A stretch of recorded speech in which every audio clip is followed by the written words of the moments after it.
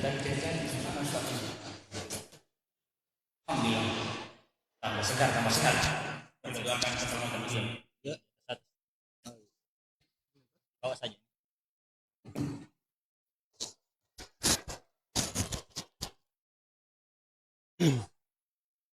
Sampai jam berapa nih Pak Kemal?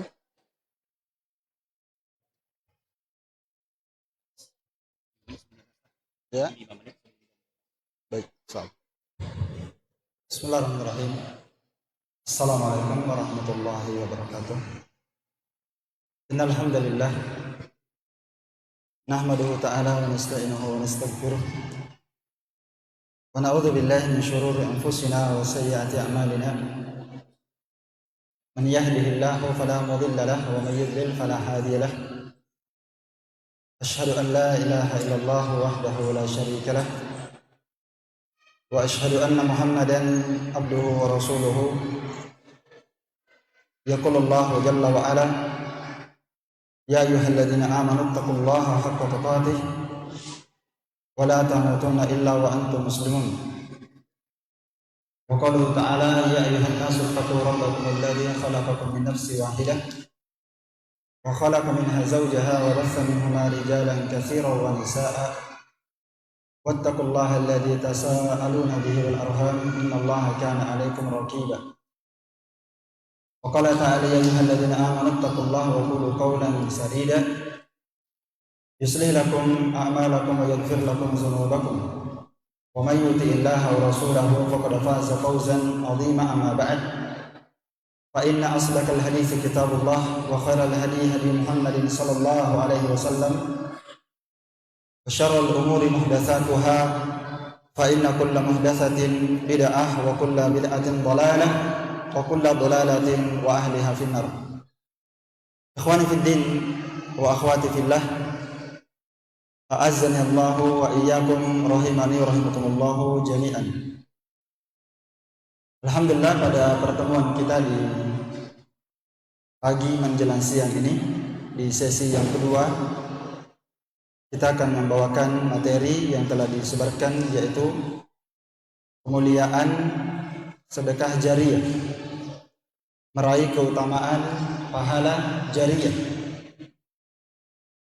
Amal jariyah, kata para ulama, adalah sebuah amalan yang terus mengalir pahalanya, yaitu amalan yang bersifat paten, amalan yang bersifat terus menerus, akan mengalir terus pahalanya walaupun orang yang melakukan amalan tersebut sudah meninggal dunia. Amalan tersebut akan terus menghasilkan pahala bagi pelakunya selama hidupnya dan setelah dia meninggal. Itu adalah amalan jariyah. Dan amal jariyah ini termasuk dari amalan para as-salaf. Disebutkan oleh Al-Imam As-San'ani dalam kitabnya Subulus Salam bahwa manusia yang paling pertama melakukan sedekah jariyah dan sebagian tanahnya dari hasil rampasan perang beliau wakafkan untuk kemaslahatan kaum muslimin, untuk kemaslahatan kaum muslimin. Karena itulah sedekah jariyah ini atau amalan jariyah ini adalah amalan yang bersifat paten, dipakai terus menerus tanpa ada putus-putusnya. Dia berbeda dengan sedekah memberikan makan, memberi minum. Memberi makan, memberi minum itu bukan amal jariyah. Karena sekali memberi makan selesai, sekali memberi minum selesai.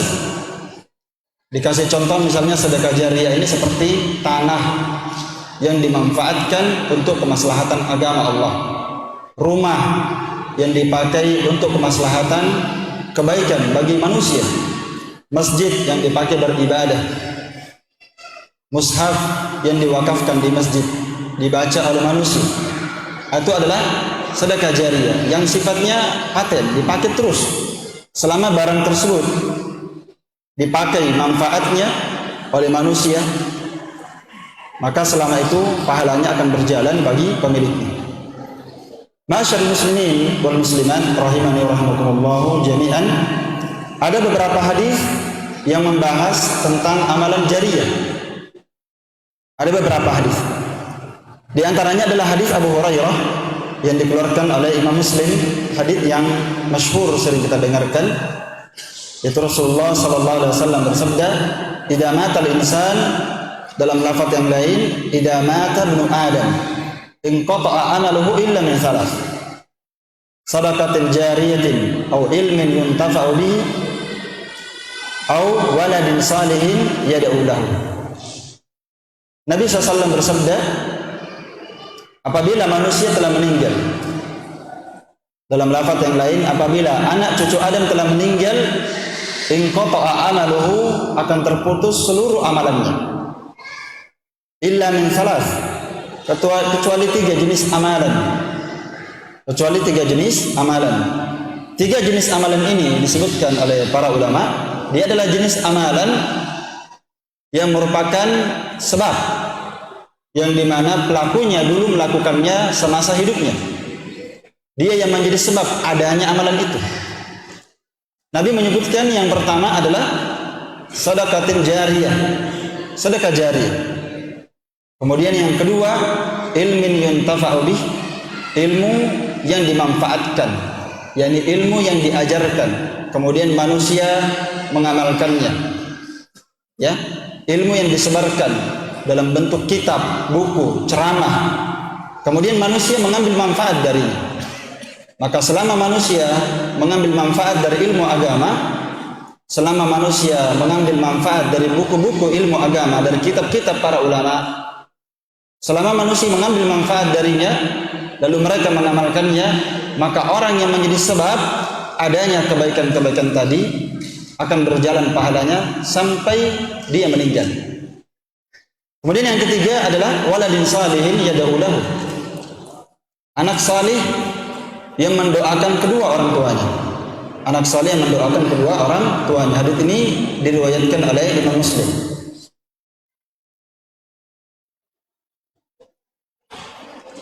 Syekh Muhammad bin Salih Al-Utsaimin ketika menjabarkan hadis ini, beliau berkata, dalam hadis ini Nabi SAW memberikan dorongan kepada umatnya, kepada kita semua, untuk beramal salih.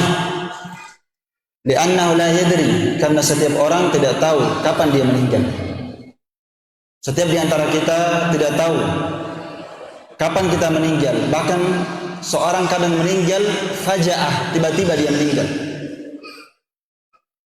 Dan dari hadis ini terdapat dorongan besar dari Nabi kita SAW untuk melakukan sebuah amalan yang dengan amalan itu kita bisa meraih manfaatnya setelah kita meninggal. Nabi di sini menyebutkan 3 jenis amalan yang hendaklah setiap orang yang berakal itu berusaha untuk melakukannya. Karena umur kita pendek, amalan kita sedikit. Maka orang yang memiliki harta misalnya, tentu dia mau hartanya ini berguna setelah dia meninggal. Karena harta yang dia tinggalkan itu akan jadi warisan miliknya, anaknya dan istrinya. Dan hakikat dari harta manusia adalah apa yang dia sedekahkan. Dan sebaik-baik sedekah adalah sedekah jariyah. Maka seorang yang berakal tentu dia akan berusaha memiliki amal jariyah. Apalagi orang yang kaya, ya. Maka saya katakan orang yang kaya, orang yang memiliki harta, lalu dia tidak punya amal jariyah adalah orang yang rugi sebenarnya. Karena sekarang ini banyak sebab-sebab yang kita bisa bersedekah dengan sedekah jariyah. Dan Allah Ta'ala memberikan kita kelapangan untuk membangun masjid, bersedekah. Walaupun sedikit kita sedekahkan. Nanti akan kita sebutkan hadis tentang orang yang bersedekah membangun masjid walaupun sebesar sarang burung, ya. Walaupun sebesar tempat burung itu berderung di situ, bertelur. Dia sudah bisa meraih pahala jariyah. Baik. Jadi dalam hadis ini Nabi SAW perintahkan kita untuk bersegera dalam beramal sebelum amalan kita terputus. Ya, dan Allah Subhanahu wa taala akan mewafatkan kita dari perkara yang maklum, ya, kita tidak mengetahui kapan kita meninggal. Berdasarkan ayat yang kita bacakan, yaitu Allah Ta'ala berfirman, wa ma tadri nafsun madza taksibu ghadan, dan tak ada satupun jiwa mengetahui apa yang akan dia kerjakan besok. Wa ma tadri nafsun bi ayyi ardin tamut, dan seorang tidak mengetahui di mana dia akan meninggal. Maka yang pertama kata Nabi SAW, amalan jariyah, dari setiap manusia yang meninggal akan terputus seluruh amalannya, ya, kecuali 3 amalan. Yang pertama adalah sedekah jariyah. Syekh Muhammad bin Shalih Al-Utsaimin menafsirkan maksud dari sedekah jariyah ini banyak bentuk sedekah jariyah. Wa ahsanu ma yakunu al-masajid, yang paling terbaiknya dari sedekah jariyah itu adalah membangun masjid. Membangun masjid. Kenapa? Karena seorang yang membangun masjid, manusia sholat di dalamnya, manusia membaca Al-Quran di dalamnya, manusia berzikir dan berdoa di dalamnya, manusia beriktikaf di dalamnya, manusia menuntut ilmu dan menyebarkan ilmu di dalam masjid. Maka semua amalan yang saya sebutkan tadi itu akan diraih oleh seorang yang bersedekah membangun masjid. Itu akan diraih oleh orang yang bersedekah. Maka kalau kita tahu keutamaan orang baca Quran, keutamaan orang yang baca Quran itu akan didapatkan oleh orang yang bersedekah membangun tempat ibadah. Keutamaan berzikir dan berdoa itu akan didapatkan oleh orang yang bersedekah membangun masjid. Orang yang menghafalkan Al-Quran, membaca Al-Quran, itu juga akan diraih oleh orang yang bersedekah. Bahkan keutamaan menuntut ilmu agama, seperti sekarang ini, seorang menuntut ilmu agama, seorang yang tinggal di pesantren, seorang yang datang pergi taklim, menuntut ilmu, semua keutamaan ilmu agama ini yang kita ketahui bersama, itu akan diraih oleh orang yang apa? Bersedekah. Yang bersedekah. Karena itulah keutamaan agama, bahkan jihad fisabilillah itu diraih oleh orang yang bersedekah. Kemudian termasuk kata Syekh Utsaimin dari sedekah jariyah adalah wakaf. Dan jumhur ulama, mayoritas para ulama mengatakan dan menafsirkan bahwa yang dimaksud dari sedekah jariyah dalam hadis yang banyak, yang dimaksudkan adalah wakaf. Ya, yang dimaksudkan adalah wakaf. Karena itu para ulama ketika menjelaskan bahwa sedekah jariyah ini adalah amalan yang terus bersambung manfaatnya, seperti wakaf yang bersifat tetap. Jadi sedekah jariyah itu adalah wakaf, ditafsirkan oleh mayoritas para ulama. Ya, seperti dia menginfakkan tanah itu dipakai untuk kemaslahatan kaum muslimin. Iya. Termasuk Al-Quran yang diwakafkan. Jadi dia bukan seperti makanan. Dia bukan seperti makanan. Jadi ala kulli hal sedekah jariyah adalah wakaf. Dan termasuk di antara bentuk sedekah jariyah adalah seorang mencetak kitab-kitab, menulis buku, mencetaknya, menyebarkannya. Itu dimanfaatkan oleh kaum muslimin. Termasuk di antara sedekah jariyah adalah islahut turuq, memperbaiki jalan. Jalan-jalan yang rusak diperbaiki. Dimanfaatkan oleh kaum muslimin. Maka selama itu dilewati oleh kaum muslimin, maka itu dianggap sebagai sedekah jariyah. Ini yang pertama dari bentuk sedekah jariyah, dari amalan yang bermanfaat setelah kita meninggal. Yang kedua adalah ilmun yuntafa'u bih, ilmu yang dimanfaatkan. Kata Syekh Ibnu Utsaimin, a'ammuha wa asmaluha wa anfa'uha.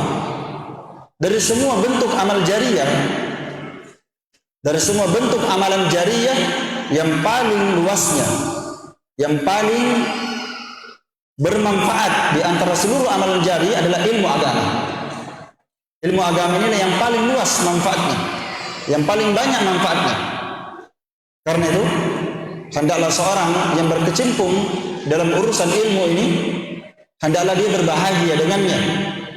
Siapa yang menjadi sebab ilmu itu disebarkan? Apakah dia sebagai dai yang menceramah, ataukah dia sebagai orang yang menyokong dakwah itu disebarkan? Dia yang mengantarnya, dia yang menjemputnya, dia yang bersedekah dengannya sehingga kegiatan agama ini bisa tegak. Dia yang menyebarkan informasinya, maka semua orang yang terlibat menjadi sebab-sebab ilmu itu disebarkan, dia akan mendapatkan pahala jariyah. Dan itulah amalan pekerjaan yang paling terbaik untuk kita di zaman ini adalah seperti pekerjaan yang dikerjakan oleh para nabi dan rasul, yaitu berdakwah, menyebarkan ilmu agama di tengah umat manusia. Itulah amalan yang paling terbaik. Dan ini termasuk dari amal jariyah. Selama manusia mengambil manfaat, mewarisi ilmu agama itu, dia akan mendapatkan pahala. Iya. Dan ini media dakwah sekarang, subhanallah, sangat banyak sekali. Kemudian yang ketiga adalah waladin salihin yad'u lahu, anak saleh yang mendoakan kedua orang tuanya. Ini termasuk dari sedekah jariyah. Dan semua amalan anak yang saleh, semua dari amalan anak saleh itu akan mengalir kepada kedua orang tuanya. Apakah dia niatkan atau dia tidak niatkan. Karena itu Allah Ta'ala berfirman, wa an laisa lil insani illa ma sa'a. Seorang tidak akan mendapatkan kecuali apa yang telah dia usahakan. Dan Nabi SAW bersabda, dan anak itu termasuk dari usaha kedua orang tuanya. Jadi anak itu termasuk dari apa? Dari usaha kedua orang tuanya. Kata Nabi SAW, inna min atyabi ma akala ar-rajulu min kasbih wa waladuhu min kasbihi. Ya, sesungguhnya sebaik-baik yang dimakan oleh seseorang adalah hasil usaha jerih payah tangannya sendiri. Itu yang paling terbaik yang kita makan, hasil usaha pekerjaan kita sendiri. Wa waladuhu min kasbih, dan anaknya itu bagian dari usaha kedua orang tua. Karena itulah anak, amalannya, kebaikan-kebaikannya itu akan mengalir kepada kedua orang tuanya. Tapi kenapa Nabi SAW ketika menyebutkan apabila manusia telah meninggal akan terputus seluruh amalannya kecuali anak soleh diantaranya, yakni doanya anak soleh. Nabi tidak menyebutkan sholatnya, Nabi tidak menyebutkan puasanya, Nabi tidak menyebutkan bacaan Qur'annya, Nabi tidak menyebutkan sedekahnya. Nabi hanya menyebutkan doanya anak soleh. Ya. Ini diterangkan oleh Syekh Ibnu Utsaimin bahwa doa anak yang soleh ini merupakan amalan yang paling bermanfaat untuk kedua orang tua. Itu amalan yang paling bermanfaat untuk orang tua.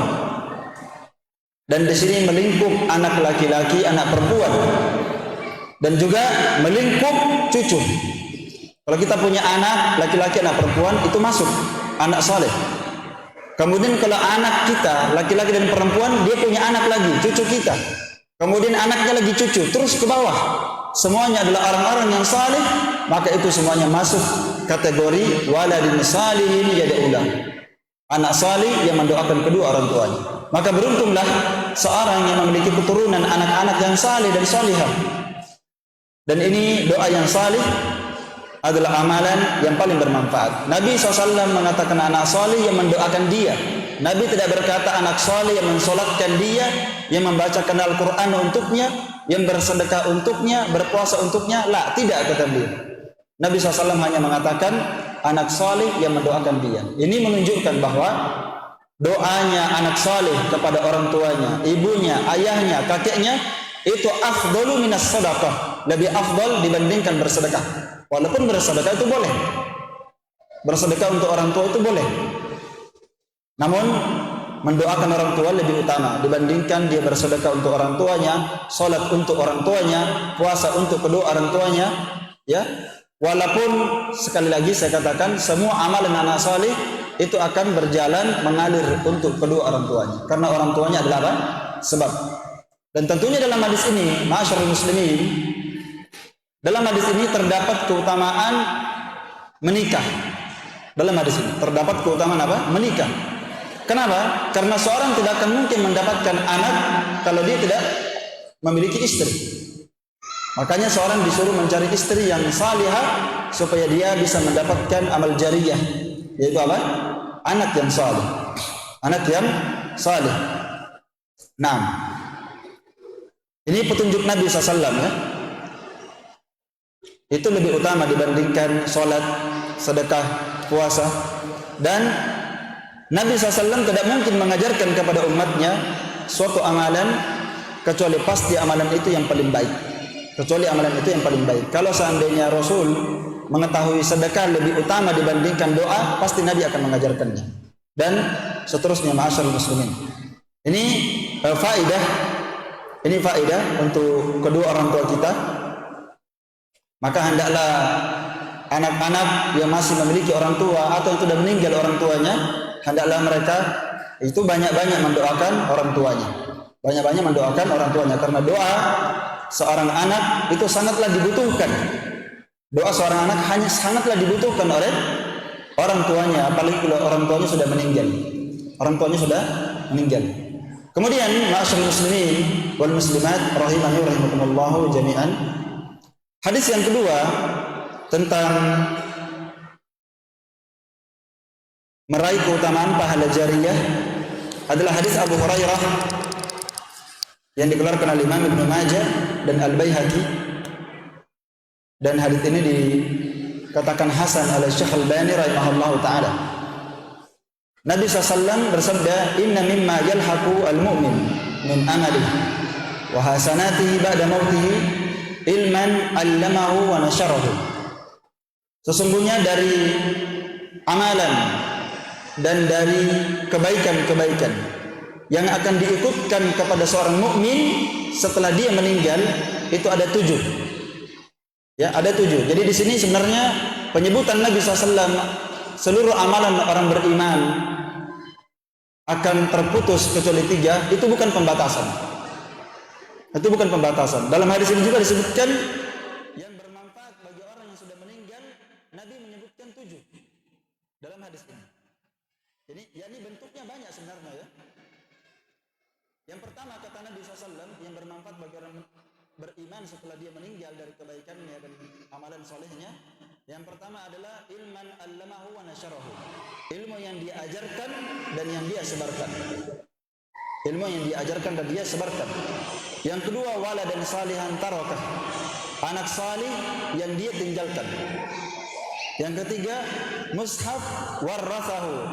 Mushaf yang dia wariskan. Mushaf yang dia sedekahkan di masjid, di pesantren. Ini subhanallah termasuk amal besar sekali orang bersedekah dengan mushaf.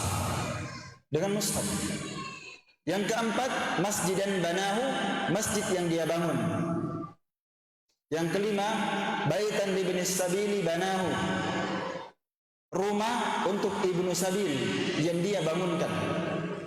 Ibnu sabil adalah orang yang terputus bekalnya ketika melakukan perjalanan. Dia mau pulang, dia safar di sebuah negeri, di sebuah provinsi, di sebuah daerah, dia safar. Kemudian dia mau pulang, bekalnya habis. Maka orang yang seperti ini Ibnu Sabil boleh diberikan zakat. Boleh diberikan zakat. Iya.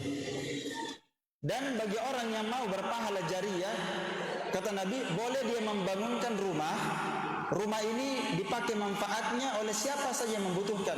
Orang yang lewat, orang yang safar, ya, orang yang mau istirahat, orang yang mampir, bukan untuk tinggal terus-menerus ya.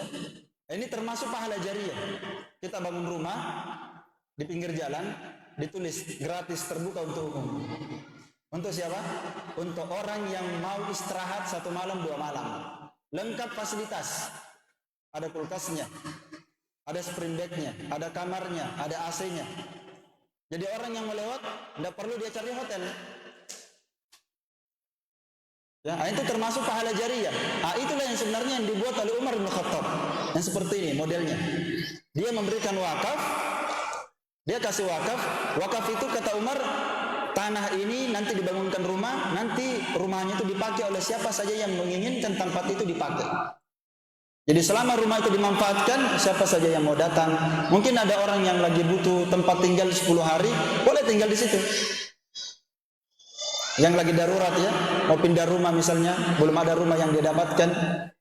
Ini pahala jariyah, berjalan. Ajrahu atau sungai yang dia alirkan. Sungai yang dia alirkan, ya. Ada air, misalnya apalagi kalau ada air dari sungai yang bersih, dari gunung, ya dia beli pipa-pipa. Pipa-pipa itu nanti dipakai, dialirkan di rumah-rumah. Itu termasuk pahala yang luar biasa, amal jariyah. Maka selama pipa itu dipakai, dialirkan di rumah-rumah warga, dialirkan di rumah-rumah masyarakat, maka dia akan mendapatkan pahalanya. Bahkan kalau air itu dialirkan di sawah, dipakai di ladang, di sawah,